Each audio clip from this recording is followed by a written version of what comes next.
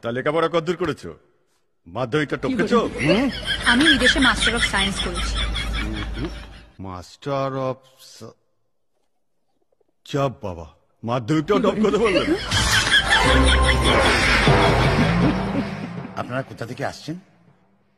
হলদিয়া। কটা গাড়ি করে এসছেন? কত ভাড়া পড়লো? 10,000। এতগুলো শেয়াল মিলে লোক মিলে রাস্তায় 1,000 টাকা খেয়েছেন? সব মিলিয়ে 15,000। এই মেয়ে আমার পছন্দ হয়ে গেছে, দিন খান ঠিক করে আমাকে জানিয়ে দেবে। চলে চলো রে, একটু জানিয়ে দিও।